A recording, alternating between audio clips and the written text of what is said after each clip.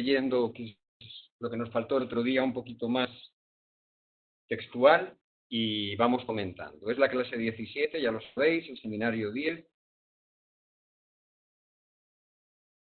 Es una clase difícil porque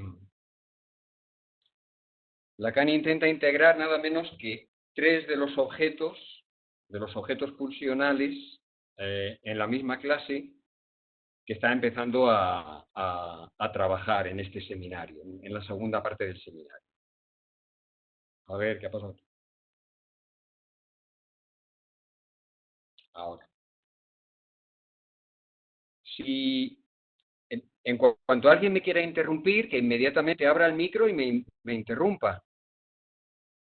Si algo funciona o algo, me decís, o si no, yo tengo abierto el WhatsApp a las malas, ¿no? Que os podéis comunicar conmigo. Bueno, clase 17 y empezamos a comentar. Al no poder escucharos es una sensación rarísima, porque no sé si estoy hablando solo. No, yo creo que... Gracias. Necesito que alguien de vez en cuando me diga, sí, se te oye. Pero acá escucho muy bien, Jorge. Perfecto, vale, gracias. Venga, pues vamos. Vamos a leer el primer párrafo, los 2 primeros párrafos, porque él hace un poquito la presentación de aquello que va a desarrollar en esta clase, en este capítulo. Ya sabéis que la idea que él tiene, a partir del desarrollo del concepto de angustia, es poder entender qué es lo que establece el deseo. Ya veréis, aquí lo dice claramente, y solo lo puede pensar a partir de la angustia en la medida que la angustia es lo que no engaña, apunta a un objeto que no engaña, al contrario que el deseo, que apunta a un objeto engañoso, ¿no? Por eso, para acercarse a lo que es la causa del deseo, lo que verdaderamente establece el deseo y su formación, la formación del deseo, pues él considera que la angustia es una mejor referencia que el propio deseo. Sobre todo porque hasta ese momento la referencia que tiene para apuntar al deseo, a lo que sería el objeto de deseo, es a través del fantasma, es decir, es a través de una ilusión. Por lo tanto, piensa que necesita algo más, bueno, esto que vais a ver que habla de certeza, ¿no? Necesita apuntar a la certeza en contra de la ilusión, ¿no? De la ilusión que promueve el fantasma, de la ilusión del objeto de deseo que está puesto en el fantasma. Dice, la lista de los objetos en la teoría freudiana, objeto oral, objeto anal y objeto fálico, ya saben ustedes que pongo en duda que el objeto genital sea homogéneo a estos, debe ser completada. Hay que poner en duda también si el objeto fálico es homogéneo a esos. El objeto genital se refiere al objeto al que Freud se refiere después de la etapa fálica, que sería un objeto ya diferenciado sexualmente, ¿no? En el falo todavía no está establecida la diferencia sexual, porque la diferencia se pone en términos de fálico o castrado, ¿no? Es decir, en términos para nosotros imaginarios. Bueno, Lacan deja de lado lo que sería la siguiente fase freudiana, que correspondería a la madurez genital, ¿no? Genital masculino y genital femenino, deja eso de lado y se concentra en los 3 primeros que establece Freud: oral, anal y fálico. Pero justamente al abordar desde la angustia el nivel del deseo, se da cuenta de que esa lista es demasiado corta, que hay 2 objetos más, nosotros estamos hartos ya de hablar de ellos, pero en este momento para él es toda una novedad, ¿no? Que hay 2 objetos más que hay que unir a esa lista de 3. Él dice 3 y yo digo 2 más 1, para que veamos que es una de las dificultades que tenemos para entender esta clase, en particular, ahora lo veréis, que el objeto fálico tiene un estatuto un poquito diferente, que es en el fondo de lo que hemos venido hablando en un montón de clases, ¿no?, anteriores. Sigo leyendo. En efecto, el objeto definido en su función por su lugar como A, he subrayado un poquito más esto de definido en su función, para que veáis cómo hay una función de A, ¿no? Hay una función que ocupa A, es el objeto extraído, y luego hay diferentes objetos, por eso va a proponer esta lista de 5, que van a poner en juego esa función de A. Es decir, van a ser objetos un poquito más consistentes que van a realizar una determinada función, que es la función de A, ¿no? La función del objeto.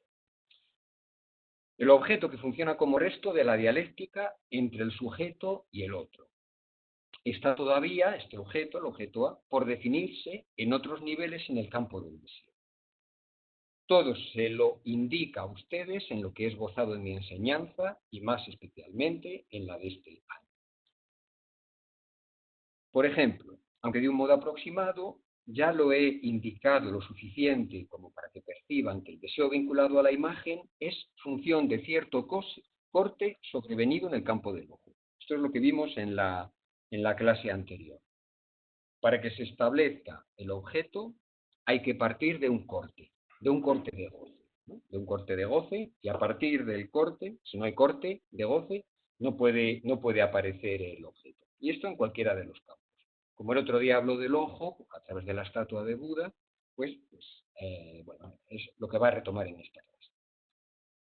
O también otra cosa, es decir, ha hablado de 3 objetos y él añade uno más, que es el que tiene que ver con el campo del ojo, que es lo que desarrolló un poco en la clase anterior, lo presentó en la clase anterior. Pero hay un quinto, que todavía no lo dice específicamente, pero sí lo menciona, ¿no? Dice, o también otra cosa y que va más lejos de lo que ya conocemos, lo que hasta ahora se mostraba como algo enigmático, en forma de cierto imperativo llamado categórico, al que encontramos el nuevo carácter de certeza fundamental, ya advertido por la filosofía tradicional y articulado por Kant bajo la forma de la conciencia moral. Abordarlo desde la perspectiva del A nos permite situarlo en su lugar.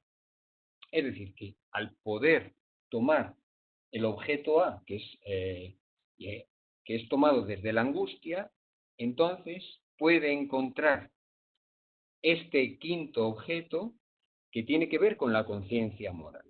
¿Vale? He subrayado lo de certeza fundamental porque él permanentemente está confrontando esos dos lugares. El lugar de la ilusión, que sería el objeto meta del deseo, que es un objeto ilusorio porque está mediado por el fantasma, y el objeto certeza del deseo. El objeto causa como certeza. Por eso introduce este término de certeza fundamental, ¿no? A través de la conciencia moral. ¿Cuál va a ser ese quinto objeto? El que introduce la certeza fundamental de la conciencia moral, pues el objeto voz. Pero eso ya lo vamos a ver en la siguiente clase, ¿no? Que la dedica al objeto voz. Ahora todavía va a quedarse en los anteriores. Si he optado por proceder este año a partir de la angustia, es porque este camino revivifica toda la dialéctica del deseo y es el único que nos permite introducir una nueva claridad en cuanto a la función del objeto respecto al deseo.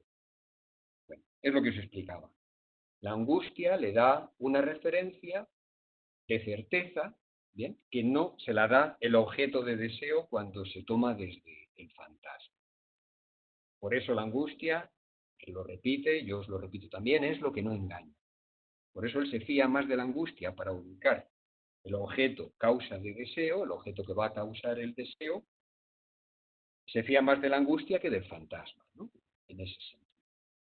He subrayado lo de revivifica al otro porque, como os he dicho en las clases anteriores, una de las funciones de la angustia, él no lo dice así, pero viene muy bien el término, ¿no? La angustia pone en juego el deseo del otro, opera con el deseo del otro. El otro tiene un punto de ideal, ¿no?, de idealizado, a través de la metáfora paterna, en la que se idealiza un ideal, un significante de la ley, y ese es un deseo muerto. Es decir, que el deseo que se genera a partir de la metáfora paterna, a partir del ideal, queda aplastado, precisamente el deseo queda aplastado por el ideal. Por tanto, es un deseo más mortificado, más desvitalizado. Y es justamente la angustia, yo lo he dicho más veces, lo repito sobre todo para los que me lo habéis escuchado menos, el que pone en ¿Me juego... oís? Sí, Cristina, adelante. Vamos a ver, mira, hay una cosita que yo creo que es bastante facilita, ¿no? Y es explicar qué es lo que significa el imperativo categórico, porque lo de la voz ahí, a partir de ahí queda clarísima. Lo que Vale, dice pues, Kant es, solamente estoy cierto del cielo estrellado sobre mí y la voz de deber en mi conciencia. Entonces, esa voz, precisamente será el otro, supongo, pregunto, ¿no? Y entonces, sí, lógicamente, en vez de deseo, lo que puede causar es angustia. claro. ¿O no?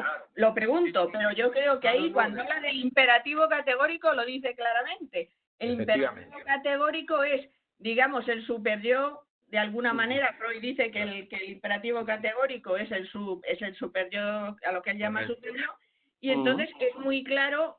Quiero decir que yo, por ejemplo, lo de la mirada, tengo que decir que no lo tengo nada claro, porque no tengo un referente como este que me parece muy clarito, y por eso me atrevo a decirlo. Sí, Si yo sí, no, estoy muy bien. oyendo por las noches cuando me meto en la cama, has cumplido con tu deber, vas a tener remordimientos, no sé qué, Perfecto. pues obviamente ahí hay algo que tiene que ver con la angustia y no con el deseo. Vale, era Claro, solamente eso. pero lo que él va a hacer es poner a la angustia y al deseo en el mismo proceso. Ese es Sí, el asunto ese es el asunto de esta clase. Sí, pero el proceso viene de ahí, de tener una voz que te está preguntando si has cumplido con tu deber. Claro, entonces, qué es lo que él va a intentar a partir de este momento?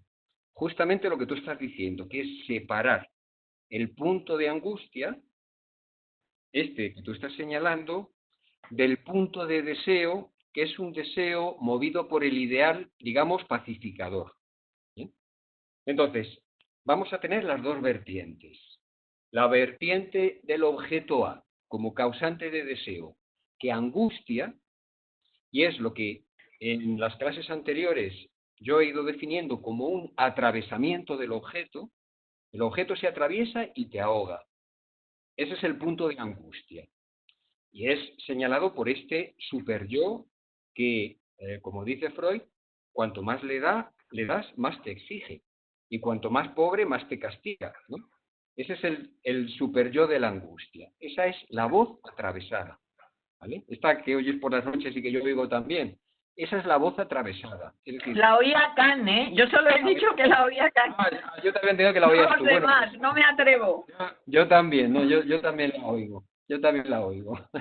Si no he trabajado lo suficiente, la oigo, ¿eh? De verdad. Uy, muy mal, muy mal. Es un martirio, es un martirio. Pero bueno, quizá, bueno, luego tiene sus ventajas también, ¿no? Entonces, de eso se va a tratar esta clase. Es decir, él va a plantear la necesidad de separar topológicamente, diríamos, es decir, en dos espacios diferentes, el punto de angustia y el punto de deseo.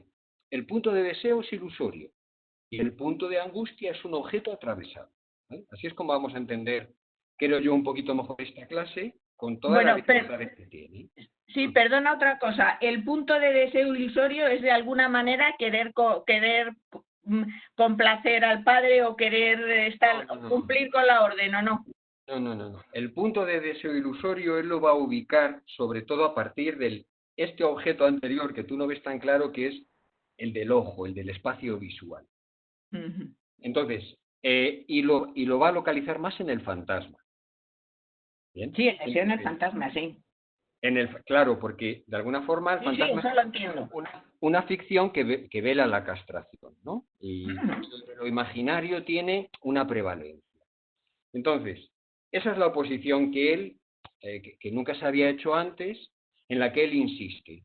Es como si dijera, cuidado, que está en el deseo lo ilusorio, lo que muchas filosofías intentan trascender, y también los místicos, ¿no? Ir más allá de la apariencia, el budismo, que decía también el otro día, aunque vuelve a caer en lo ilusorio. Y entonces, como esa no es una buena guía, vamos a ver dónde ubicamos la angustia, en la gestación del deseo, digamos, porque esa sí es una buena referencia, ¿no? Y en todo caso compararlas, la una con la otra. Venga, sigo. Jorge, perdona, Adelante. sería justamente la diferencia entre deseo y goce. Es decir, la angustia, en cuanto que da pie a algo, no es goce. En cuanto que vivifica el deseo, es goce. Y esa es justamente el aspecto de goce también del superyo. Un goce mortificante, pulsión de muerte, pero goce, ¿no? Claro, sí, así es. Es decir, está el objeto que apunta al deseo y que ese es, vamos a decir, un proceso pacificador que tiene que pasar por la metáfora paterna, que es pacificadora, que tiene que pasar por esta complementación del espacio visual, que es pacificador, es calmante, y está el objeto en la fase, vamos a decir, anterior, en la que lo que porta es un goce que asfixia. Bueno, vamos a seguir con ello y claro, sí, esa es la distinción. Bueno, la angustia es un goce, ¿no?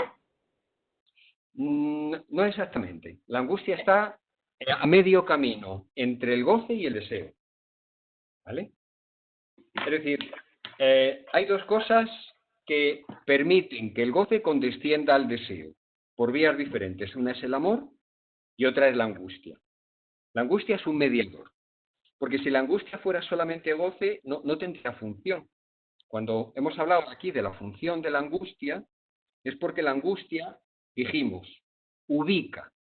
Aquí lo que vemos es que ubica una certeza, ¿vale? Ubica algo. Es decir, en ese sentido es necesaria, tenemos que pasar por ahí. Y luego, decíamos, su temporalidad, como es necesariamente limitada, porque si no nos asfixiamos, lleva a la extracción del objeto. Es decir, que tiene una función muy definida para establecer el deseo. Eso es lo que está diciendo Lacan. El goce como tal no tiene función, ¿no? Es lo que no tiene utilidad. Pero claro, la angustia es un mediador entre el goce y el deseo. Venga, sí, que muchas de las preguntas que estáis haciendo también, él se las hace y las va a desarrollar. Dice en este párrafo que he subrayado, la distancia, la no coincidencia de esta falta con la función del deseo en acto, ahora explico a qué se refiere, estructurado por el fantasma y por la vacilación del sujeto en su relación con el objeto parcial, ahí está lo que crea la angustia. Y la angustia es lo único que apunta a la verdad de dicha falta. Ahora lo explico. Ahí va. Entonces, ¿a qué distancia se refiere? Os lo he puesto en azul. A la oposición que existe entre el objeto causa de deseo, el A minúscula, y este menos phi, que es el objeto faltante. ¿Vale? Es el objeto al que apunta el deseo. Ese que no se puede nunca llegar a satisfacer, el objeto que no puede satisfacer porque siempre le falta algo, ¿no?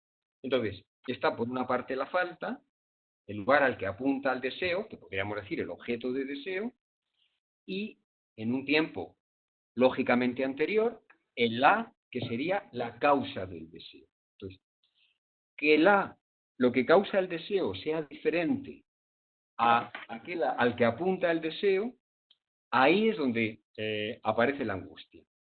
Porque buscando uno nos encontramos con el otro. Esta es la idea de ahí. Entonces, dice en la última frase de este párrafo, y me parece interesante, por eso en cada etapa, he subrayado lo de etapa, por eso en cada etapa de la estructuración del deseo, si queremos comprender de qué se trata en la función del deseo, debemos situar lo que llamaré el punto de angustia. ¿Bien?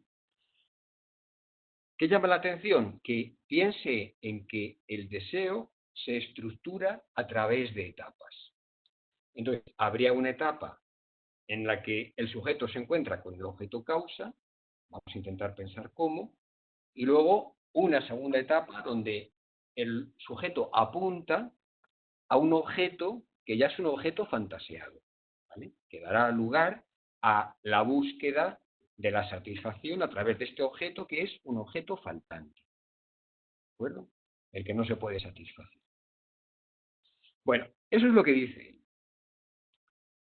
Os he escrito en azul esta aclaración que a mí me parece muy importante para entender un poco esta clase, que él no hace, pero que creo que a poder hacerla nosotros nos va a ayudar. Entonces, esto lo he puesto yo. Hay que oponer también tiempo de atravesamiento y tiempo de extracción. Cuando el objeto se atraviesa es el tiempo de la angustia. Y cuando el objeto se extrae es un tiempo calmante. ¿Cómo se extrae? Ya lo he dicho antes, a través de la metáfora paterna. Ahora os enseño otra vez el diagrama que os he enseñado otras veces para que veáis cómo he estructurado yo en 4 tiempos el momento de atravesamiento y el momento de extracción, ¿no? Cómo se relacionan estos diferentes momentos. El momento de atravesamiento es el momento de la angustia. Y a este momento lo hemos llamado A+, que no lo hace Lacan. Y al momento de extracción, causa, que da lugar al objeto causa de deseo, lo hemos llamado A-. ¿Vale? A- es el objeto que se extrae, que se pierde. Y A+ es el objeto que se presenta y que se atraviesa. Son las dos vertientes de A. La vertiente de la angustia y la vertiente del objeto causa de deseo. Porque a partir de eso que se pierde, se puede poner en juego el deseo, ¿no? A partir de este objeto perdido. Si decimos que es causa de deseo, es porque ahí hay un agujero, una pérdida, que se busca llenar de alguna manera. Bueno, entonces, en este párrafo están las dos. Jorge, una cosa. ¿Tiene que haber siempre una pérdida? Siempre, siempre. ¿Pero inaugural o nueva? Claro, una cosa es que haya una pérdida y otra cosa es poder operar con esa pérdida. Entonces, que hay una pérdida, vamos a decir una castración en lo real, solo por el hecho de hablar, ya existe. Sí, existe para todo ser hablante, independientemente de la estructura. Es decir, yo creo que es una frase que os he leído, debo tener por ahí alguna vez. En este seminario, él dice, lo único, lo fundamental, que tiene que haber un corte de goce. Un corte que produce un vacío de goce. Y eso se da al hablar. Se da al hablar por el hecho de hablar. Porque el hecho de nombrar las cosas hace que las cosas se pierdan. Es decir, que ya ahí, de entrada, hay un encuentro con la castración, con un objeto perdido. Otra cosa es cómo se opera con esa pérdida. Y ahí es donde entra de lleno la función de la angustia. ¿Vale? La angustia permite operar con esa pérdida. Primero ubica, yo os dije en el resumen de las clases anteriores que hicimos el otro día, la angustia ubica un lugar, ubica la pérdida, ubica el no ser del sujeto. Es decir, esa ubicación de un lugar que hace la angustia ya es fundamental. Esa ubicación tiene que ver con la certeza de la que está hablando Lacan, ¿no? Y el otro día, retomando un texto de Freud, vi que Freud también hablaba de la certeza, ¿no? Entonces, eso tiene que ver con una ubicación. Ya es una manera de empezar a operar con ese corte de goce. Pero luego lo segundo es que permite operar con el deseo del otro, es decir, permite esta extracción. Eso que se extrae en la metáfora paterna, ese objeto extraído, que mortificaría, que nos ataría a un ideal, que nos esclavizaría a un ideal, ¿no? Entonces, la angustia revivifica eso. Por eso decía lo de revivificar el camino del deseo, porque la angustia permite darle vida a lo que de otra manera queda atrapado en un ideal. ¿Vale? Vale. Bueno, si Interrumpidme. Yo creo que lo mismo si dejáis algún micrófono abierto, tampoco se distorsiona tanto, no sé, ya me lo vais diciendo.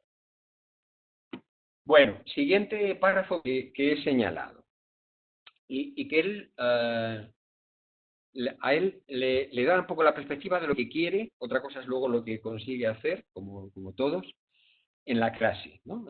Dice, situar el punto de conjunción entre el A funcionando como menos phi, o sea, el complejo de castración, o sea, el objeto falo, vamos a decir, ¿vale?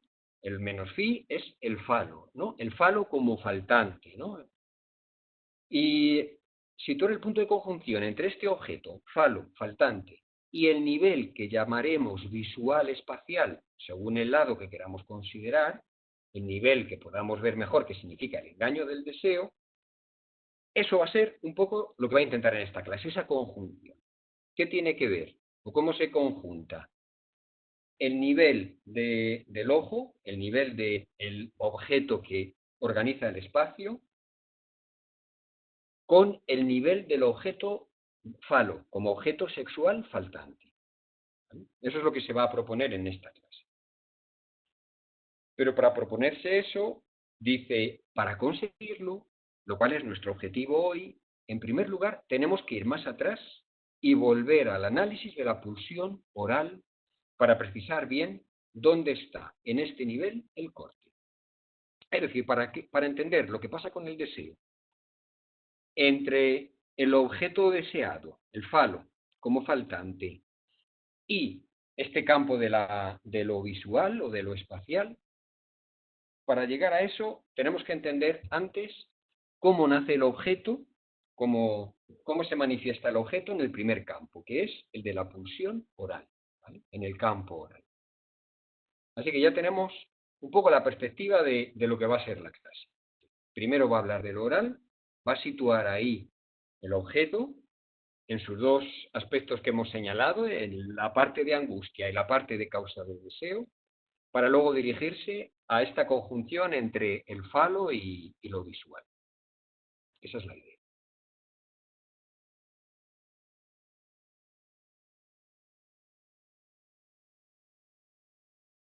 Jorge, una pregunta, perdona. Venga, adelante. Me parece un poco raro que hable de etapas, como de un orden pulsional, cuando se habla del tipo circular, Lacan siempre, ¿no? Va en contra de una evolución, de nada evolutivo. Sí, pero aquí se puede pensar como etapas lógicas, ¿vale? Beatriz, ¿no? Como no veo que... Sí. Vale. Sí. Por la voz.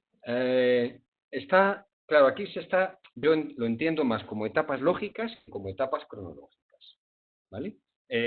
Por eso en la circularidad de las fases que yo señalaba entre la angustia y el deseo, yo siempre hablo de etapas lógicas, por una cosa muy sencilla, y es que si estamos entre el atravesamiento y la abstracción, ¿qué es antes?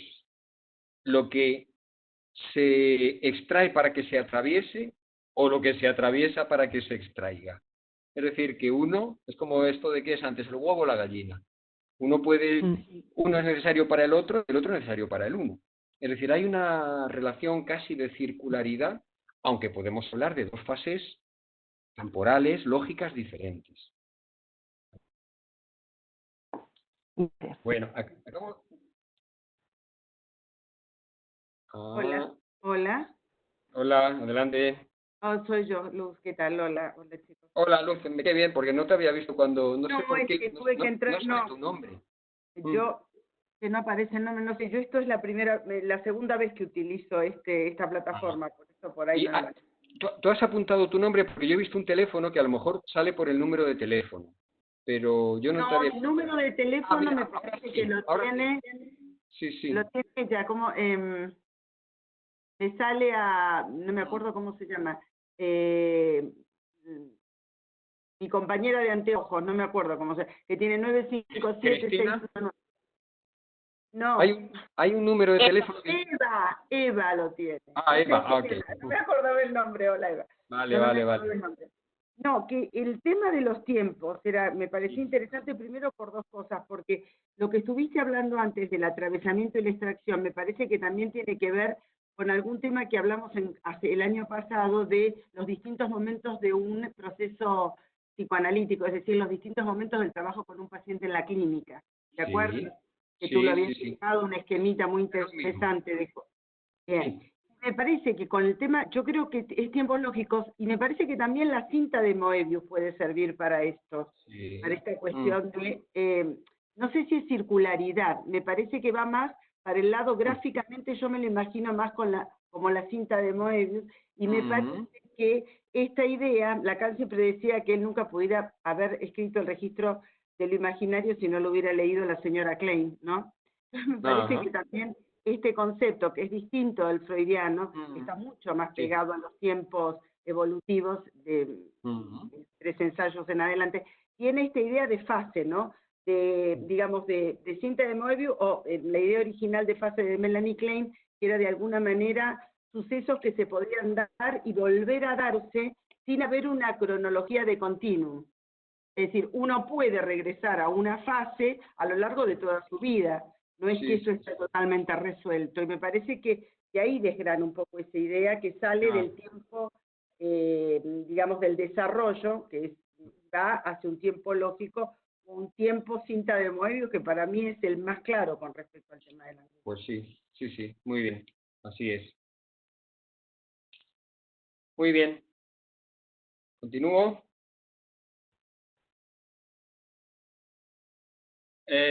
Venga, pues vamos a esta parte que os he señalado en este párrafo.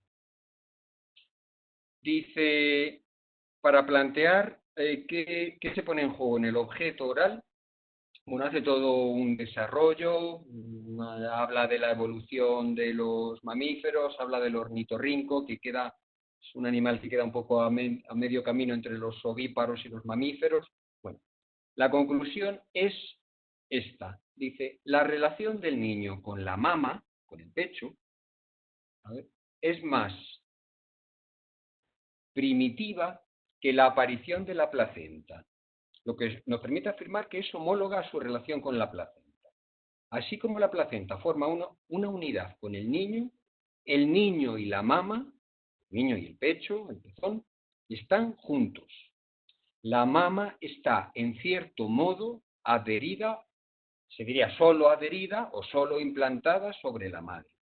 Es decir, que en un cierto nivel evolutivo hay un primer momento en el que el feto está indiferenciado de lo que podría ser la fuente del alimento. ¿Vale? Y esto él lo va comprobando a través de un cierto desarrollo biológico de la evolución de los mamíferos, o eso es lo que él plantea. Todo para decir que a partir del nacimiento hay un corte, por eso hablaba de corte, en el que la mama que pertenecía originariamente al niño, al feto, se separa y se adhiere o se implanta sobre la madre. Es decir, no es que pertenezca originalmente a la madre, sino que pertenece originalmente al feto y se implanta, se adhiere sobre la madre. Esto es lo que permite funcionar estructuralmente en el nivel de la y que se define por ser algo de lo cual el niño está separado de un modo interno a la espera de su propia existencia. Y aquí da una especie de definición de A en cuanto a que todos los objetos consistentes, la lista esta de 5 objetos, tienen que tener esta característica. Algo de lo cual el niño está separado de un modo interno, a la espera de su propia existencia, ¿no? A la espera de que haga operativo el encuentro con ese objeto.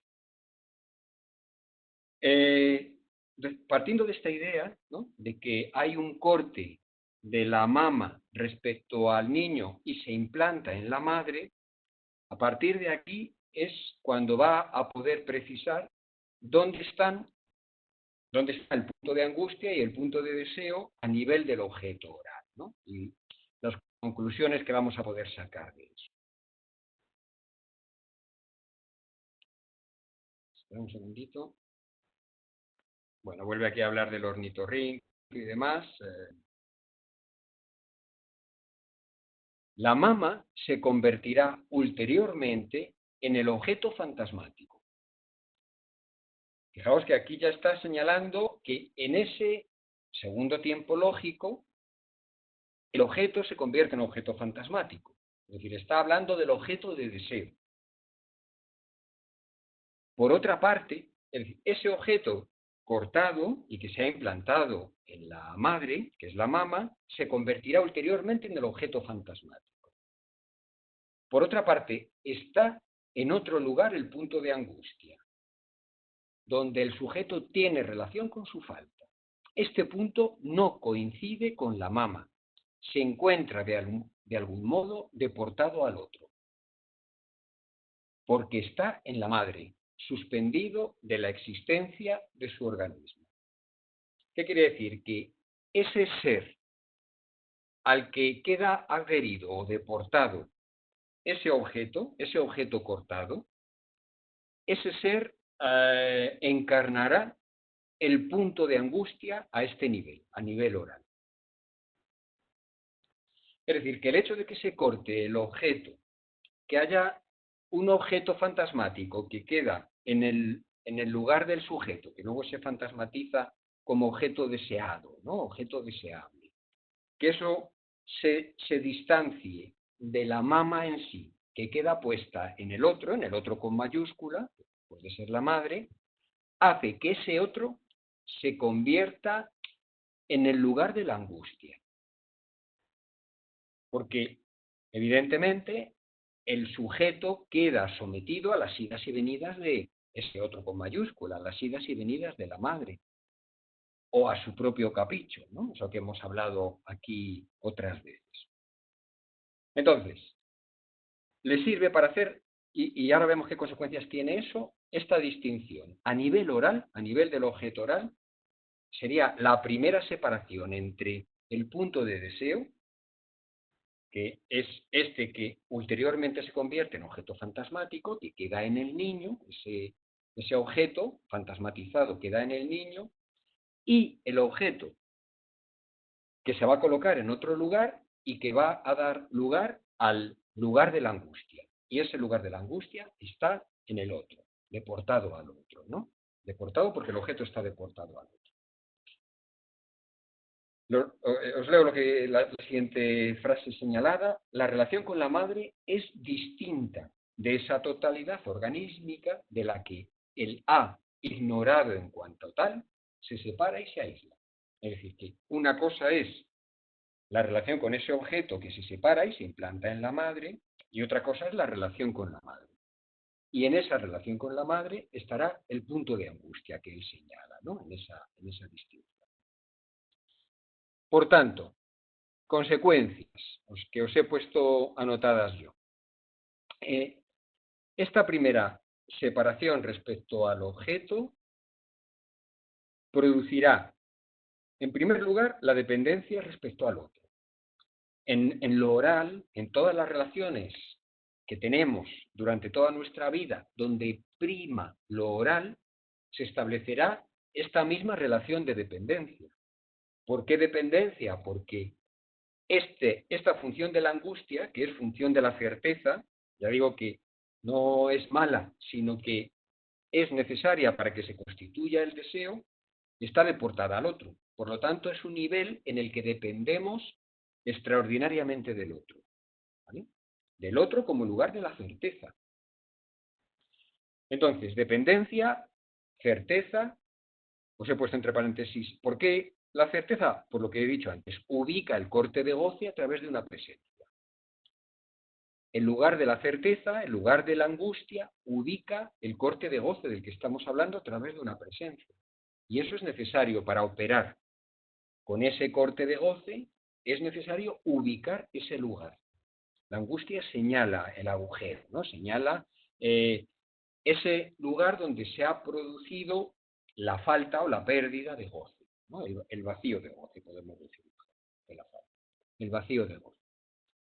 Así que, dependencia del otro, porque el otro va a encarnar, el otro con mayúscula, es el lugar de la certeza, y un aspecto más, que dice aquí ahora un poquito más adelante, que yo he puesto como vaciamiento del otro. Este paréntesis pone es el A barrado, ¿vale? Lo que pasa es que no podía ponerlo aquí en este procesador, es el A con la barra, el otro faltante. Y faltante porque, por lo que os voy a leer ahora. Bueno, habla de la succión y dice que en un momento el bebé, en este plano oral, irá a buscar con sus dientes, más allá de la succión de la lengua y de los labios, irá a buscar con sus dientes en la madre, a ver si esto lo podemos,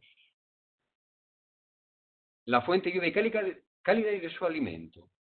Entonces, habla de este fantasma mítico, ¿no?, que encarna angustia, que es la imagen del vampiro, por el aura de angustia que la rodea, ¿no?, a la imagen del vampiro.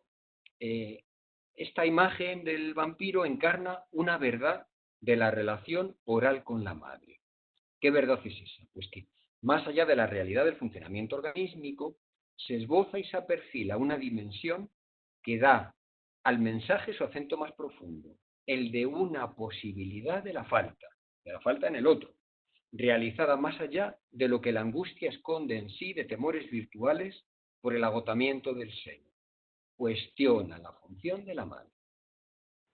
Es decir, que el hecho de que el punto de angustia esté deportado al lugar del otro con mayúscula o al lugar de la madre, pone en cuestión al otro, hace que el otro falle, puesto que nunca puede garantizar la plenitud, vamos a decir así, del pecho, de este primer objeto. Es decir, lo que viene a plantear, os lo he puesto aquí en azul, es que para lo oral la succión no es suficiente, que hay una aparición de algo más que sería como el intento del bebé de incorporar, esto todo, efectivamente, Luz, es muy tomado de Klein, de incorporar algo más allá del encuentro con el objeto oral, ¿no?, con esa fuente caliente, como dice aquí, viva y caliente de su alimento, que es quedarse con un trozo, ¿vale? Intentar evitar la angustia del vaciamiento, del fallo, de la falta del otro, mordiéndose y quedándose con un trozo. Bueno, yo os he puesto aquí que la mordedura, en ese caso, aparecería como un objeto que se atraviesa, ¿vale? Y es lo que se ve en numerosas fobias. En el síntoma fóbico hay algo de este orden, ¿no?, de un objeto que se atraviesa y que viene a sustituir a la metáfora paterna para hacer esa función.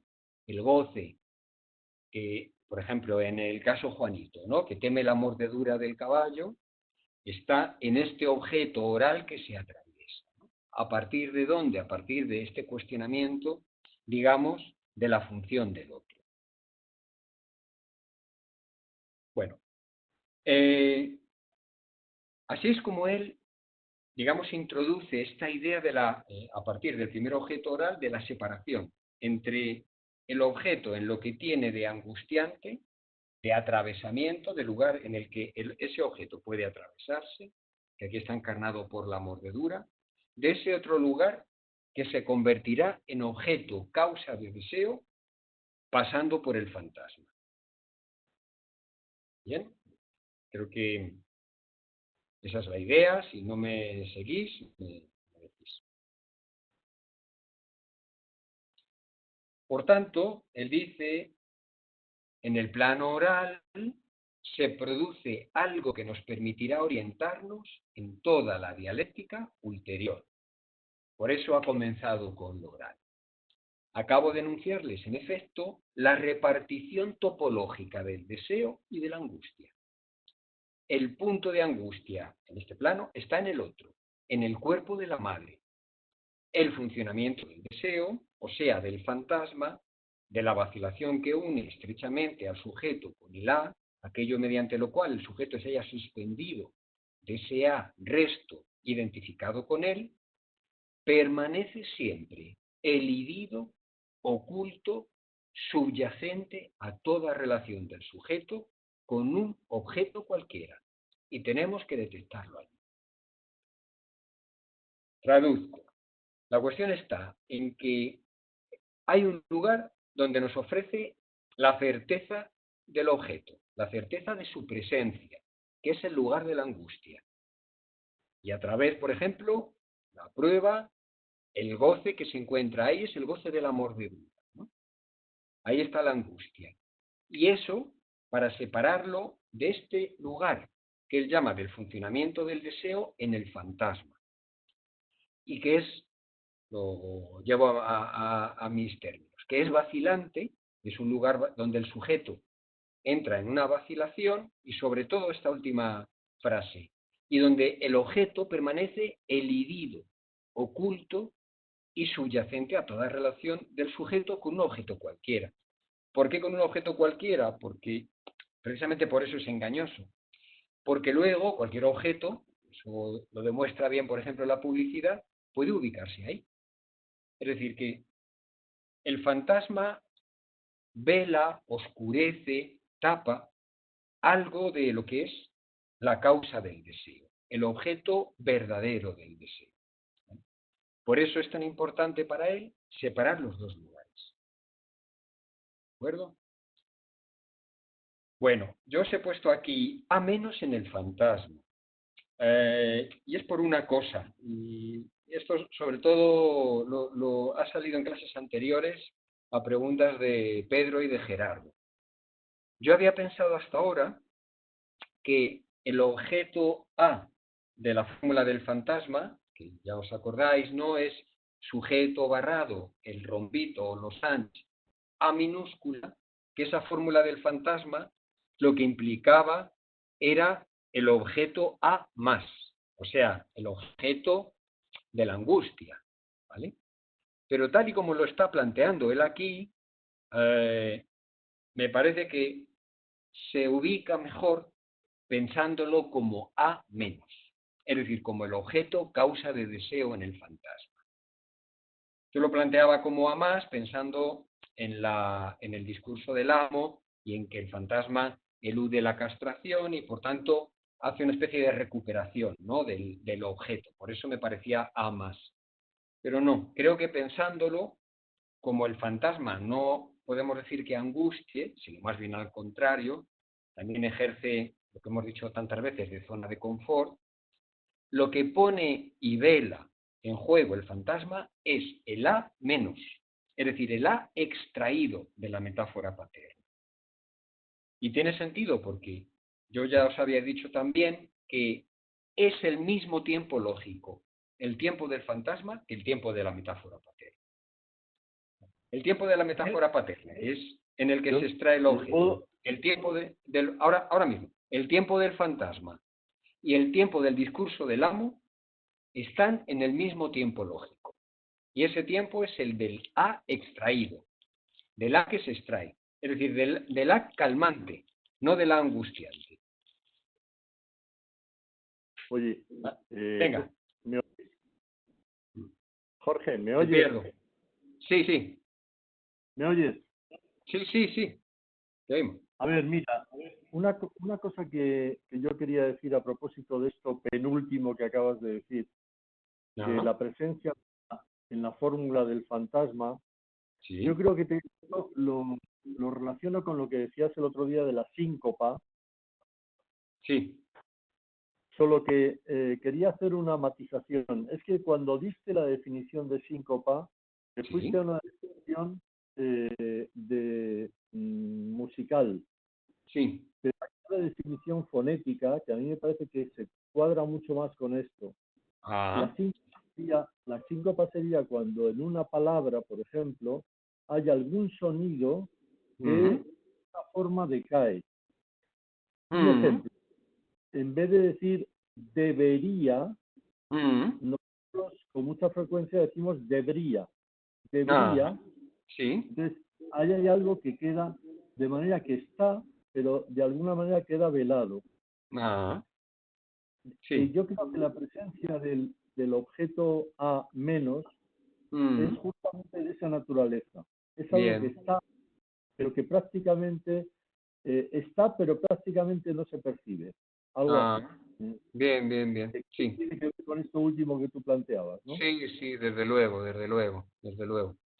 Yo es que cuando he leído esto y lo he pensado, me he acordado mucho de Pedro, porque, Pedro, me has preguntado insistentemente, y eso es porque la cosa no te acababa de cuadrar, pero el A del fantasma es el A más, como seguro que es el A más, había algo ahí que a ti no te cuadraba, y claro, es verdad. Claro,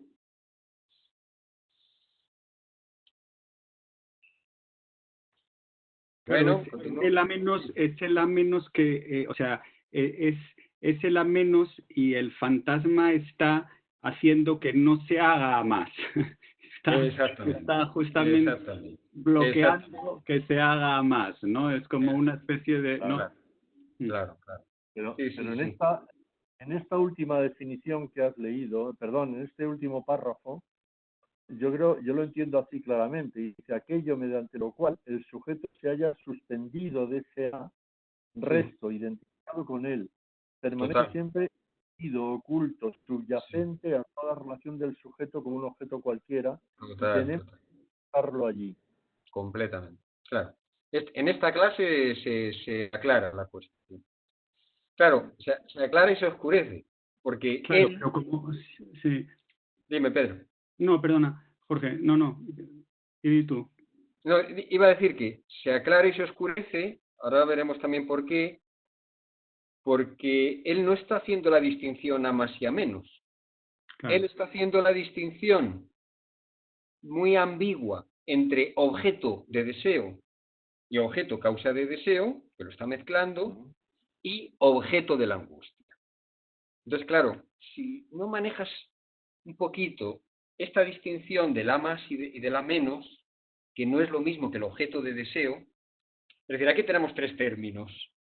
Lacan está manejando solo dos, pero tenemos tres, que es el a más, el a menos, que es la causa del deseo, y el menos phi, que es el objeto de deseo. Pues nosotros podemos manejar esta distinción que venimos haciendo desde hace tiempo, y yo creo que se puede ordenar un poquito mejor lo que Lacan está planteando, ¿no? Porque si no lleva a bastante confusión, pero no aquí, en este párrafo. O sea, en este párrafo está claramente delimitando el A más como objeto de punto de angustia, donde se ubica, y el A menos como objeto en el fantasma, con lo que estamos diciendo. Claro, y esa más sola, o sea, en un sentido de que el fantasma es una defensa frente a ese A más, frente a la angustia. Sí. Entonces, o sea, se puede ver como defensa y en ese sentido ahí detrás está una más, por algún lado, pero inmediatamente, o sea, el dispositivo, el artefacto es con el A menos, ¿no? Claro. Pero fíjate, por eso podemos... Una relación muy simple, que es la relación atravesamiento-extracción del objeto, se puede llevar, es más que una defensa, es una de las instancias que participan en la extracción, que como digo, se complementa con el tiempo de atravesamiento. Es decir, que participan del mismo proceso, que es el proceso del deseo. Por eso él está hablando de las fases del deseo. Más que defensa es que estamos circulando, ¿no? Por esa cinta de Moebius que decías, Luz, entre el tiempo de atravesamiento y el tiempo de extracción. La angustia tiene la función de atravesar el objeto, pero también de provocar la extracción, porque ya digo que la angustia tiene su propia limitación temporal, porque si no te asfixias. Porque la angustia temporalmente obliga a un tiempo limitado. Esa extracción es a costa de la metáfora paterna, tal y como la hemos visto, también el discurso del amo, que sería dos formas de decir algo muy parecido, ¿no? La metáfora paterna y el discurso del amo, y al albergar el objeto en el fantasma, que es parte de la función. Por eso digo que no es tanto una defensa, sino la otra cara del proceso. Una y otra se complementan para establecer el deseo.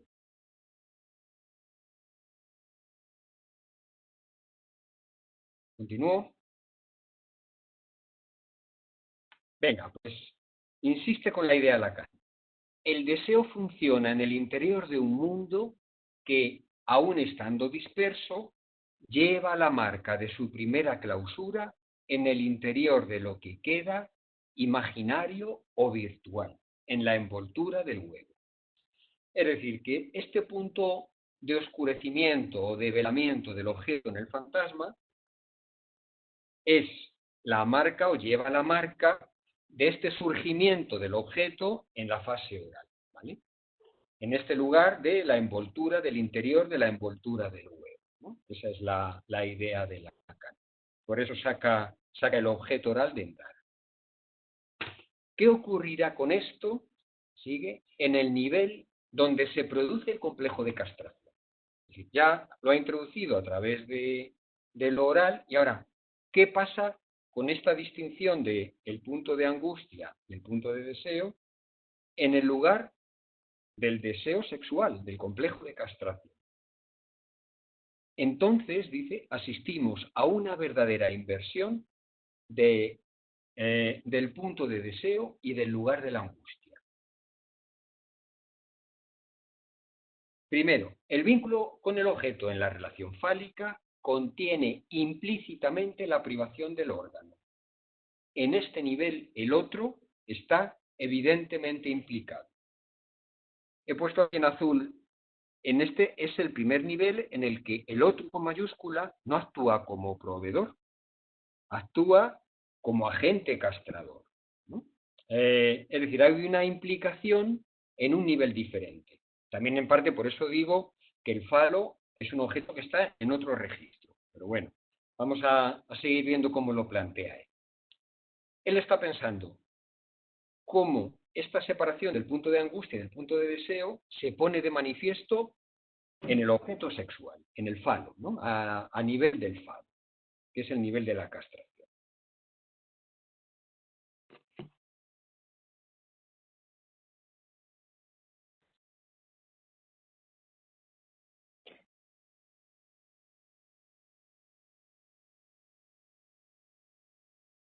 Dice, a nivel de lo sexual, ¿no? Está hablando de este objeto, la existencia misma del mecanismo de la detumescencia en la copulación de los organismos más análogos al organismo humano basta ya de por sí para marcar el vínculo del orgasmo con lo que se presenta claramente como la primera imagen, el esbozo, el corte, la separación, el doblegamiento, afánisis, que sería como una caída, la desaparición de la función del órgano. El homólogo del punto de angustia oral es el orgasmo mismo como experiencia subjetiva, en este nivel, ¿vale? Es decir, ¿por qué se produce un intercambio de las zonas, de la zona de angustia y la zona de deseo en lo sexual? Porque en este caso el punto de angustia está en el sujeto. Y está en el sujeto a este nivel, a nivel de lo que hace decaer el órgano, ¿no? De lo que hace fallar al órgano, ¿no? Lo que antes equivalía al vaciamiento, al fallo del órgano en la madre, ahora el fallo no está en el otro, no está en la madre, sino que está en el sujeto. Por eso se invierten las zonas, ¿no?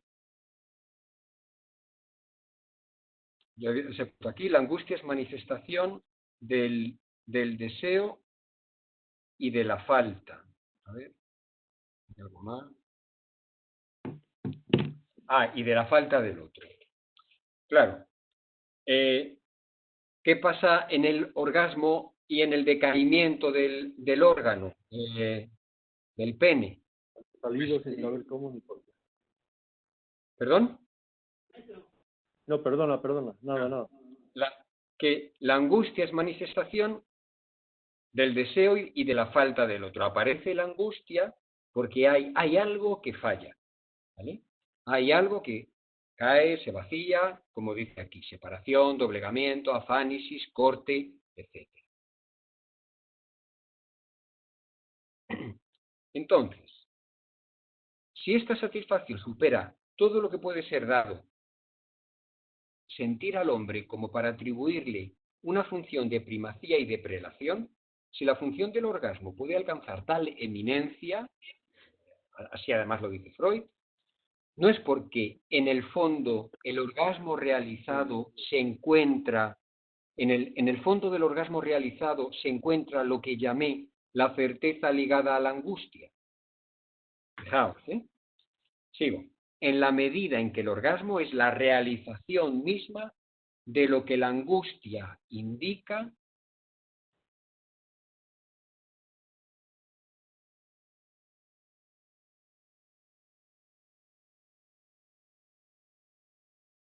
como ubicación, a ver, de lo que la angustia indica como ubicación, como dirección del lugar de la certeza. Es decir, ¿qué plantea? ¿Por qué la satisfacción sexual nos vuelve a unos más y otros menos, pero nos vuelve bastante locos? Por el hecho de que se produce, cumple la función de la angustia, que es la de ubicar. Por eso se ha puesto en azul, el falo ubica la certeza de su extracción, de la extracción del objeto. Ubica ese lugar, ubica la certeza. Esa certeza que digo es necesaria y es la que realiza la angustia, ¿vale? Es necesaria para que se establezca el deseo. Entonces, lo que dice Lacan aquí lo resumo en esta frase muy corta. El falo cumple esa función tan importante o tan eminente para el ser humano porque ubica la certeza de la extracción. Si no se extrae, te ahogas. Es decir, que el falo es, de todos los objetos que Lacan aquí está planteando, el que con toda claridad, ineludiblemente, porque lo lleva así en su funcionamiento, ubica la certeza de su extracción. Sabemos que tarde o temprano eso falla. Y el orgasmo nos lo viene a demostrar. Es el encuentro con la angustia, con el vaciamiento, pero también ubica la certeza de la extracción del objeto. Lo dice, el orgasmo de todas las angustias es la única que alcanza realmente su terminación. Y luego, esta indicación clínica, por esta misma razón, el orgasmo no se alcanza tan comúnmente. Aquí está toda la sintomatología, ¿no?, respecto al orgasmo. Algo se había puesto aquí. Claro, recordar esto, ¿no?, que la función de la angustia es la extracción del objeto. Si la función de la angustia es la extracción del objeto,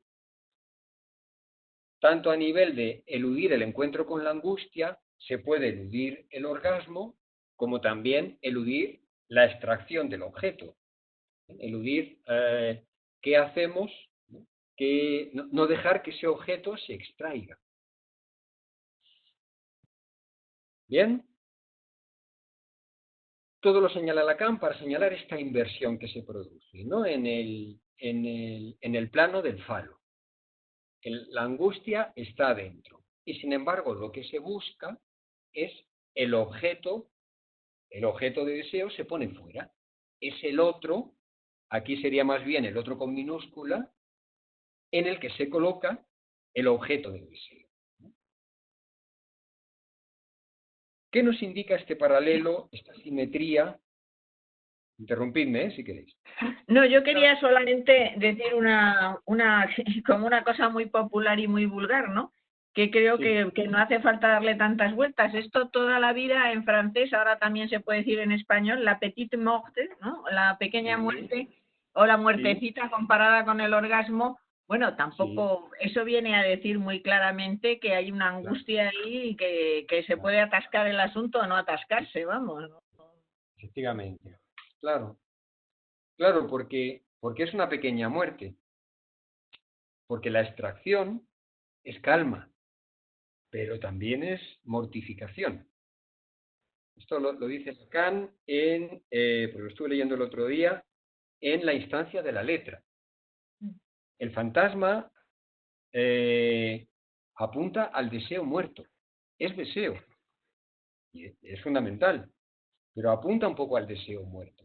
Es decir, que si la angustia apunta a lo vivo, a la vivificación, y el ideal apunta a lo muerto, perfectamente, esto vale para trabajo con pacientes, nos podemos resistir a esta mortificación del deseo, ¿vale? A esta pacificación. Bien.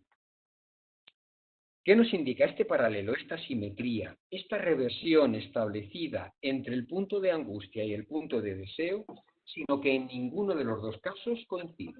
O sea, ni en lo oral ni en lo fálico. Bien. Todo esto. Yo lo oía. Ya, pero porque dejó de funcionar. Gerardo, tienes abierto el micrófono. Y es aquí, sigo leyendo, sin duda, donde debemos ver la fuente del enigma que nos legó la experiencia freudiana. Es decir, no coinciden. El deseo no coincide con la angustia. El objeto A no coincide con el objeto de deseo. ¿Vale? Este es el enigma. En la medida en que la situación del deseo virtualmente implicada en nuestra experiencia y que, por así decir, la trama por entero, no está, sin embargo, verdaderamente articulada en Freud, el fin del análisis da, para él, con un tope y tropieza con el signo implicado en la relación fálica, el phi minúscula, en tanto que funciona estructuralmente como menos phi, lo cual hace que se tome esta forma como el correlato esencial de la satisfacción. Si al fin del análisis freudiano el paciente macho o hembra nos reclama el falo que le debemos, ello es en función de una insuficiencia por nuestra parte a la hora de distinguir la relación del deseo con el objeto y la falta constitutiva de la satisfacción. Es decir, si Freud se encuentra con ese tope que él llama, en análisis terminable e interminable, al final de su vida, la roca de la castración, es porque Freud no acaba de articular esta distinción que está estableciendo Lacan entre el A, el objeto A, causa de deseo, y el phi minúscula, que aparece como menos phi, que es castración. Como Freud no articula del todo eso, o dicho de otra manera, se queda en el phi como imaginario. Por eso dice, claro, el paciente siempre nos reclama el falo que le debemos, porque no acabamos de entender que de lo que se trata es de un objeto perdido, no de un objeto faltante, sino de un objeto perdido.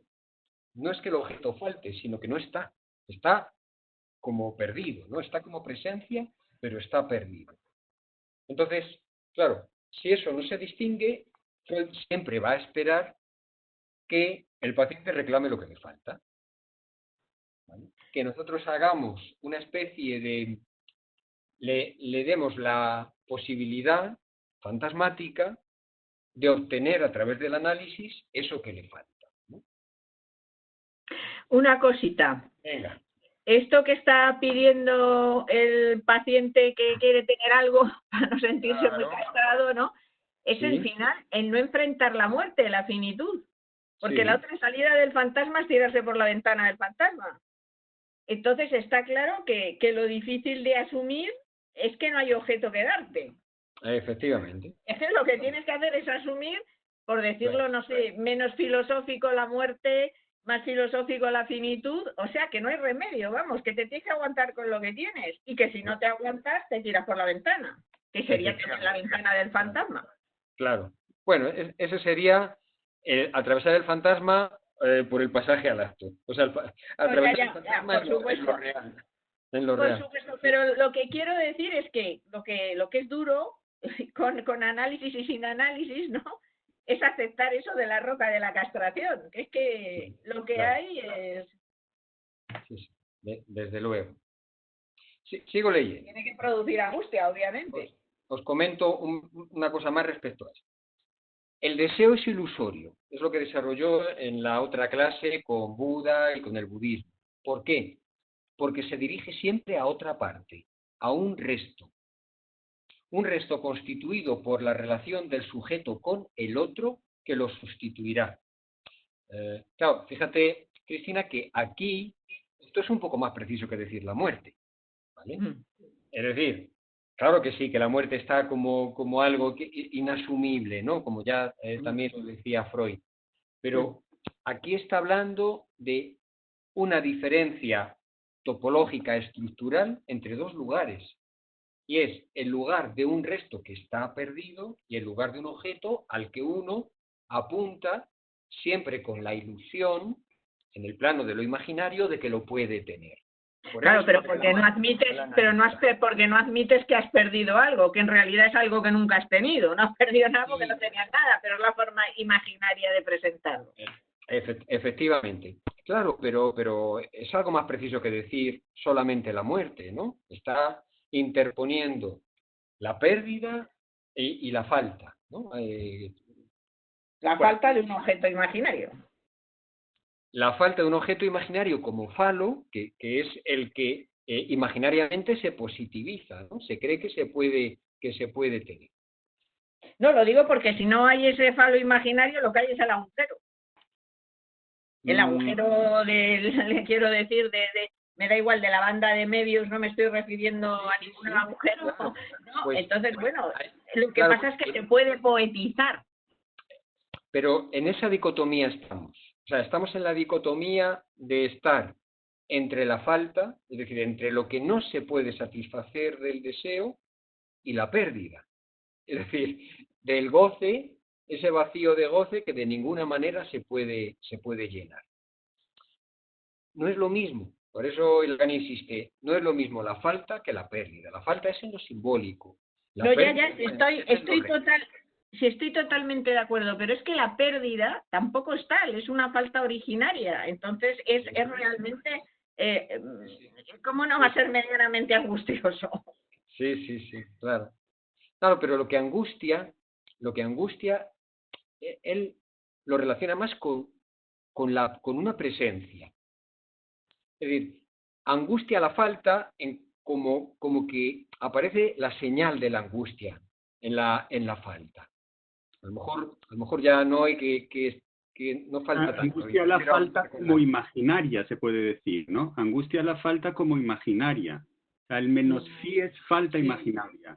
Sí, pero Pedro, está también el falo, el fi mayúscula, el falo en lo real.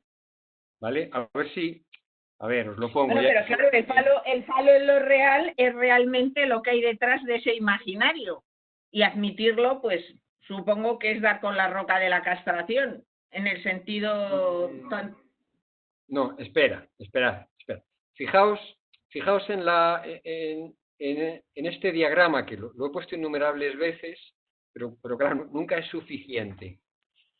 Esto es la metáfora paterna, tal y como yo la formulo, y este es el punto de extracción del objeto. Por eso he puesto aquí objeto a menos, porque es el objeto que se... No veo el dibujito, pero ¿dónde está? Perdona.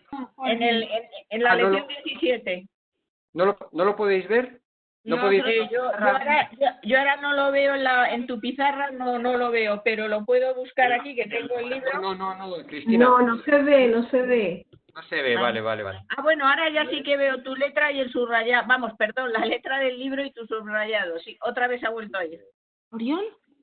Ah, qué rabia, porque no lo podéis ver. Yo pensaba que lo podíais ver. A ver, un segundito, a ver si lo consigo.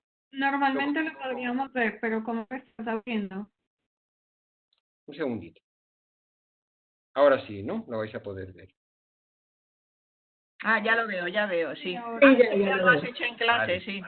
Muy yo ya bien. lo tengo de clase, sí. Sí, ya lo sé, pero bueno, para los que no lo habéis visto nunca, que sois varios, pero ya para los que lo habéis visto, porque ¿qué tenemos?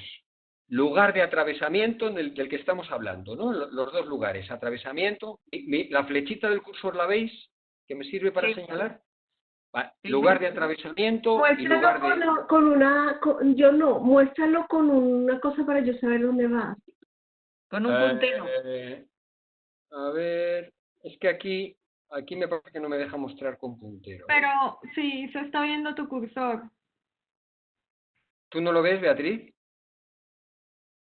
¿Lo veis ahora? Mueve tu cursor y sí, ahí sí ya lo veo, ya. Venga, pues aquí está la metáfora paterna, esta es la abstracción del objeto y esta es la señal de la angustia. Es decir, que para señalar la angustia señal es algo, efectivamente, del falo, que aparece como señal.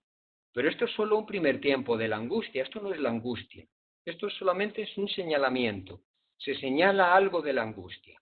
El tiempo del atravesamiento no es este. El tiempo del atravesamiento es este de abajo. Cuando el A, este A que es A más, que es el A que angustia, se ubica, se atraviesa como tapón de la castración. Vale, de acuerdo. Esta distinción es un poquito más compleja de lo que, bueno, si nos quedamos solamente con el texto de Lacan podemos entender. A ver, ahora que ya que lo tenemos, vamos a ver si podemos volver a compartir el texto de Lacan.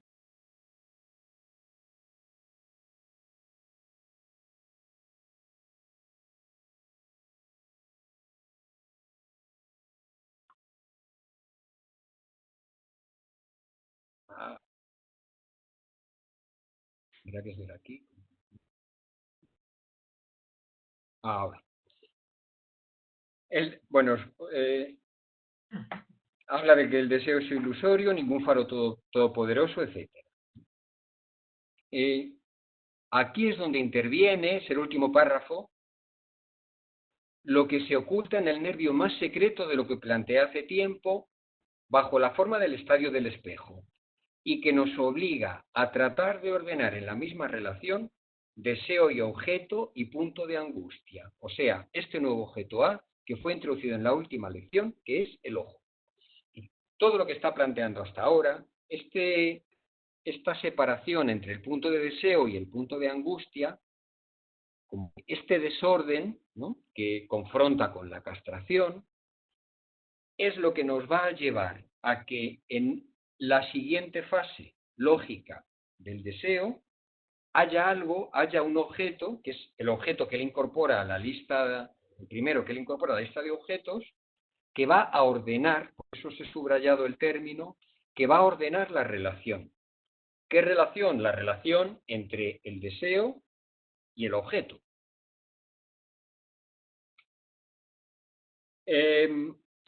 A ver, solo una cosa que yo os había puesto aquí, creo que veis esto,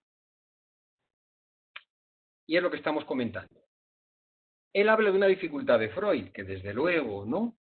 Como Freud no consigue desprenderse de la vertiente imaginaria del falo, piensa que eso es todo, pues siempre el paciente lo va a reclamar, ¿no? Porque si solo hay eso, el paciente lo va a reclamar como tal, ¿no? Eso es lo que Lacan está planteando. Pero claro, lo que yo planteo es, hay una dificultad de Lacan para distinguir el lugar del objeto A como causa de deseo y el menos fin, ¿no? Es lo que os vengo diciendo. Él los está haciendo equivalentes. Esta distinción es que el A menos es objeto causa de deseo, sin soporte significante. Y el menos fi es objeto de deseo faltante, significado como falta de goce por fi mayúscula. Es decir, ¿por qué no son homologables el objeto causa de deseo y el menos fi, el objeto de deseo? Porque vienen de registros diferentes. Uno viene de un objeto que no tiene soporte significante, que es el objeto A, ¿vale? Viene del goce que no tiene soporte, del goce insoporte, ¿no?, del goce no soportable. Pero el menos fi tiene un significante en la metáfora paterna, que es el fi mayúscula. Por eso os enseñaba la pizarra. Entonces, esta distinción que podemos hacer, yo puedo hacer un poco desde la perspectiva de toda la obra de Lacan, él aquí no la hace, o no la puede hacer todavía, ¿no?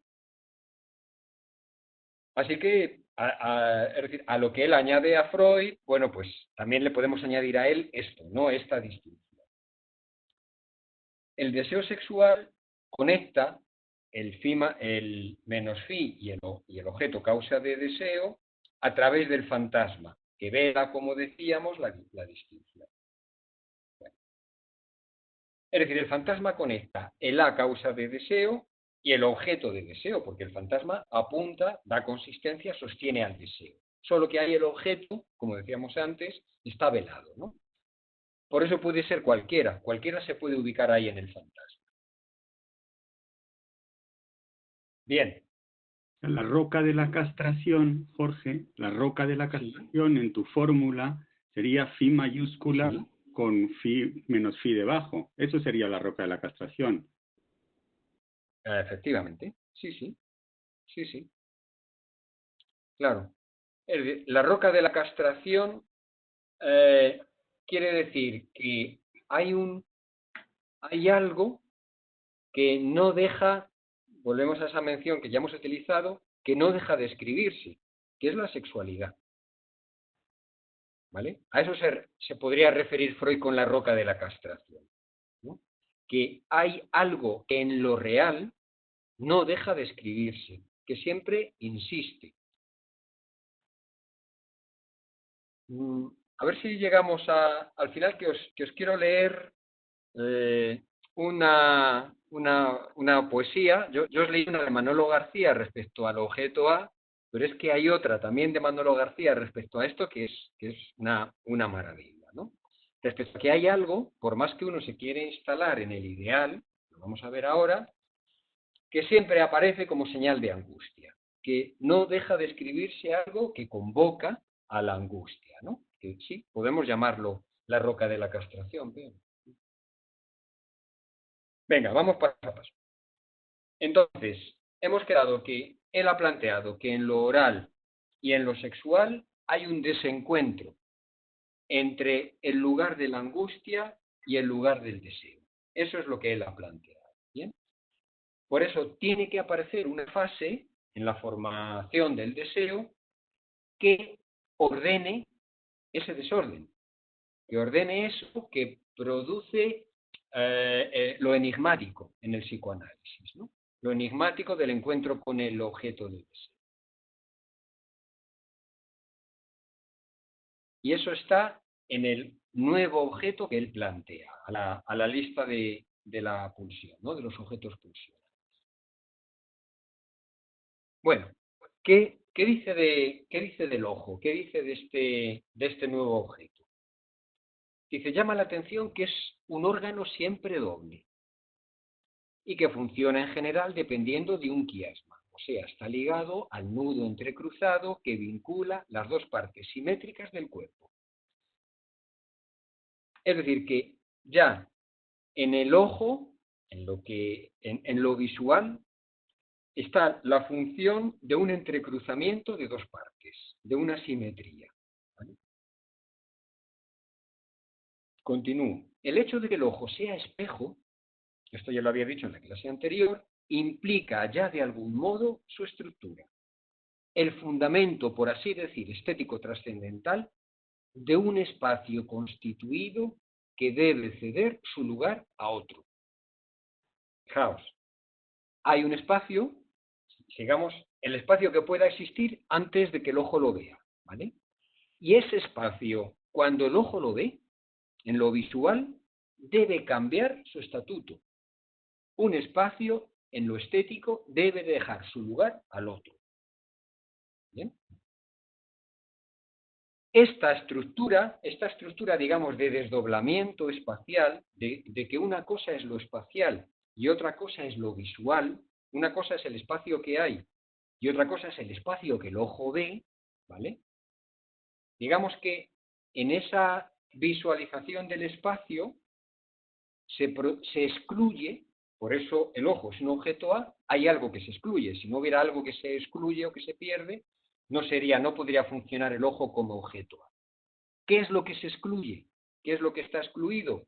El ojo mismo, es decir, lo que es su función. ¿Cuál es la función? Pues esta misma función de desdoblamiento del espacio, ¿vale? De hacer del espacio una especie de simetría de entrecruzamiento, ¿no? De desdoblamiento, de hacer de un espacio otro. Yo, perdona, eso me suena a chino. Bueno, y además porque utiliza términos kantianos y eso que estás diciendo, con todo mi respeto, suena a chino. Yo no lo puedo entender, debe ser que soy muy torpe. No te preocupes. Bueno, espera, yo no sé si lo vas a entender al final, pero espera para que veas qué otras indicaciones da. Entonces, de entrada habla de que el ojo en su funcionamiento es un espejo y produce un desdoblamiento del espacio. ¿Bien? Y que en esa función... ¿Pero qué es el desdoblamiento del espacio? ¿Qué significa el desdoblamiento del espacio? Pues que lo que vemos, lo que nosotros percibimos cuando vemos algo, es un espacio reflejado. No es el espacio, vamos a decir, real. Es que el espacio no está afuera. Es un espacio reflejado, exactamente. Es un espacio que está dentro, no que no está afuera, que está dentro. Sí, la pone condiciones trascendentales. Sí, soy yo el que proyecto el espacio y el tiempo, sí. Exactamente. De hecho, de otra forma, que uno ve lo que quiere ver, ¿vale? Llevado a otro terreno. Que vemos, eso estamos hartos de verlo, ¿no? De darnos cuenta. Vemos lo que queremos ver, pero espera que continúe. Entonces, como hay algo ahí, y digamos que se constituye como un complemento que no excluye nada excepto su propia función, para hablar de este objeto, lo que él dice es, solo podemos proceder aquí por puntuaciones, indicaciones, observaciones. No podemos ver esa separación de la que él ha hablado en los otros objetos directamente. ¿De acuerdo? Entonces, todos aquellos que han querido ir como un poco más allá de esta ilusión especular, de este desdoblamiento, por ejemplo, o especialmente los místicos, siempre apuntan a eso. El otro día hablaba del budismo, lo esencial debe superar aquello que atrapa en una apariencia, aquello que el ojo atrapa en una apariencia. Es decir, se tiene que trascender este espacio visual. Esa es la idea.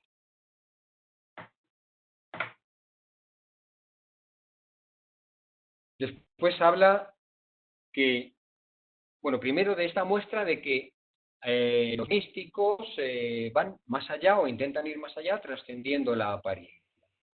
Y luego habla también de que trascienden la apariencia porque tienen visiones. Claro.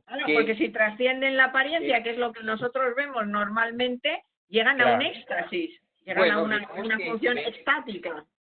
Digamos que ven desde el no ver, ven desde la ceguera, ¿no? Pero una ceguera que es un éxtasis. Se relacionan los visionarios con la ceguera, no era Tiresias ciego, ¿no? Pues, es decir, que hay en la ceguera del ojo, un ver más, ¿no? Un ver más allá. Pone otro ejemplo, los insectos, no solo los insectos, animales también, vemos surgir la existencia de una doble mancha cuyo efecto es fascinar al otro, predador o no, ¿no? Hay algunos animales que también en la punta de las orejas tienen una mancha, o por ejemplo algunas serpientes, ¿no? Bueno, entonces se simula una mirada, se simulan dos ojos para fascinar al otro, para paralizar al otro. Bueno, eso lo hacen también los seductores y las seductoras. Sí, espera, Cristina, espera, habla de eso. Este elemento de fascinación en la función de la mirada, donde toda subsistencia subjetiva parece perderse, absorberse, salir del mundo que es en sí mismo enigmático. Él aquí habla de un enigma. Porque esta mirada produce este efecto de fascinación que aprovechan los animales, se aprovechan la seducción, etc. Entonces, él habla aquí, y aquí vuelve al budismo, no lo vamos a leer todo, del fantasma del tercer ojo. ¿Vale? Como de un ojo que vería más allá de los ojos, ¿no? Del espacio visual de los ojos. Dice, este nuevo campo de relación con el deseo, lo que surge, en este nuevo campo de relación con el deseo, lo que surge como correlato de la minúscula del fantasma, recordad que el fantasma es lo que extrae, es algo que podemos llamar un punto cero. Sería un punto cero de angustia, ¿vale? Un punto cero cuyo despliegue en todo el campo de la visión es fuente para nosotros de una especie de apaciguamiento que tiene desde siempre su traducción en el término contemplación. ¿Vale? Es un término filosófico, místico, no sé. Hay ahí una suspensión del desgarro del deseo, suspensión ciertamente frágil. Es decir, en la contemplación hay una suspensión de la angustia, un punto cero de angustia, ¿bien? Que lo permite justamente este objeto, que es el ojo. Suspensión ciertamente frágil, tan frágil como una cortina siempre dispuesta a replegarse para desenmascarar el misterio que esconde.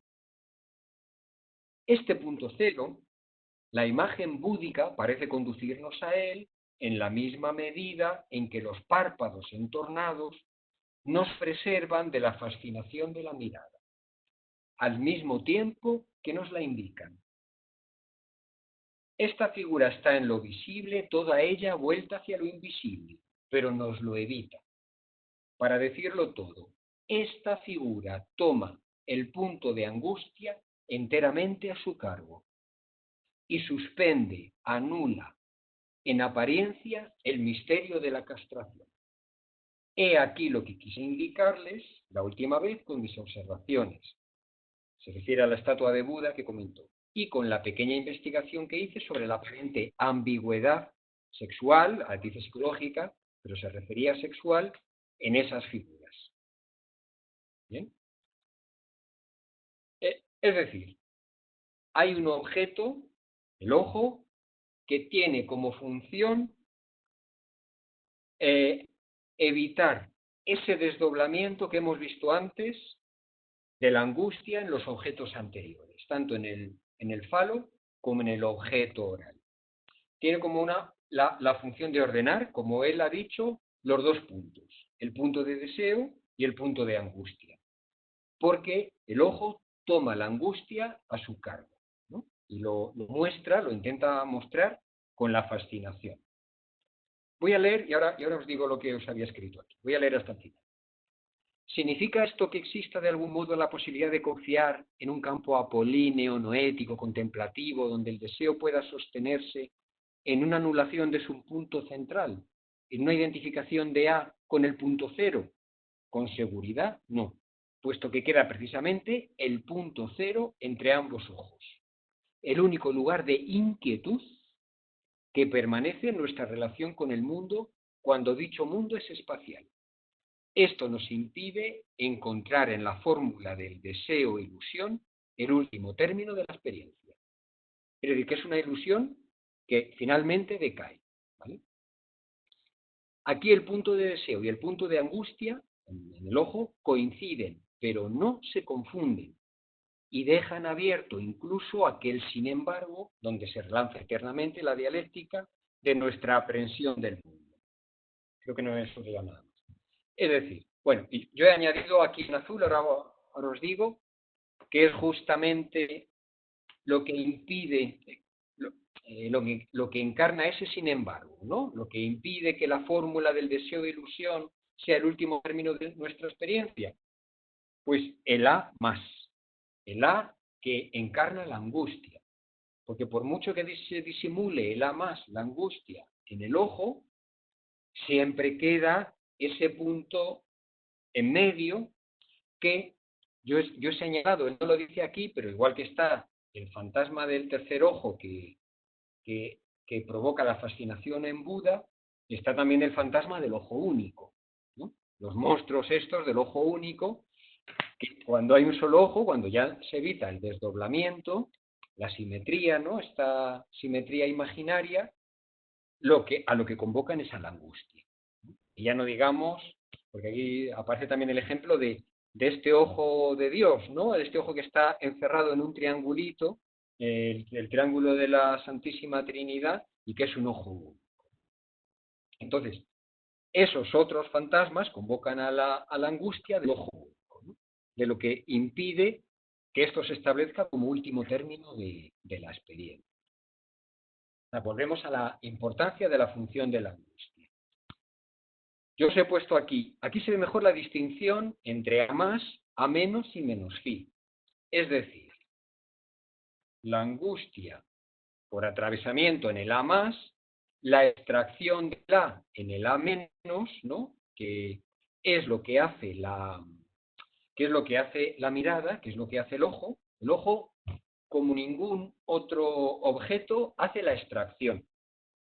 Digamos que el ojo es totalmente cómplice de la metáfora paterna, de ese lugar de extracción. Y luego está, y esto es lo que yo creo que Lacan aquí está eludiendo, porque no tiene clara hecha esta distinción, aquí es donde se ve mejor, la distinción entre el A extraído, que es un lugar de calma, y la falta en el objeto de deseo. Porque el menos phi no es precisamente un lugar de calma, ¿vale? Esta distinción es la que él aquí todavía no tiene, la distinción entre A menos, como objeto extraído que calma, y menos phi, que cuando se manifiesta no calma. Por eso, cuando él ha hablado de los párpados entornados, y tú hacías alusión a eso, Cristina, el entornar los párpados, ese juego de seducción que se hace bajando los párpados, con la subida y la bajada de los párpados, va más allá de la fascinación. Ahí lo que entra en juego es el falo como objeto velado, el juego del velamiento y del desvelamiento del falo. Es decir, está ahí en el límite de la angustia, está entre el deseo y la angustia.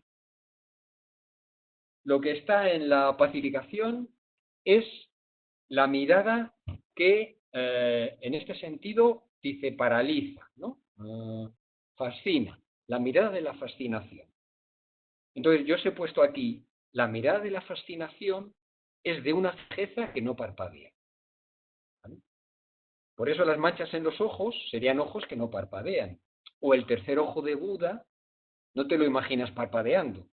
Es un ojo fijo, es el ojo de la fascinación, porque no parpadea. Pero ya el parpadeo ya introduce el corte, es decir, ya introduce el falo, ya introduce algo que ya no es el punto cero del apaciguamiento.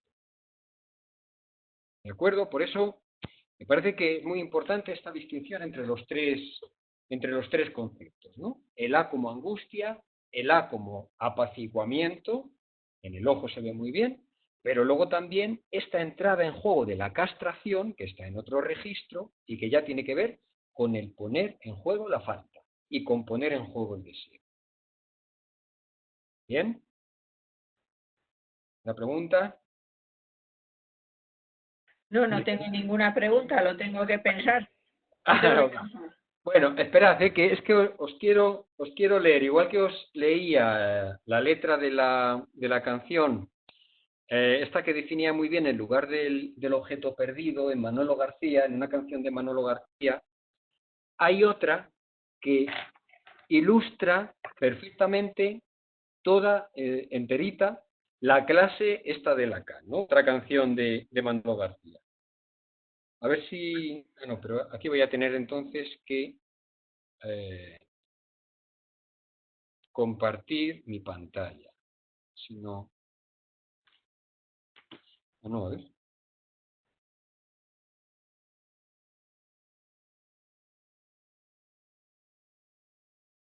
No.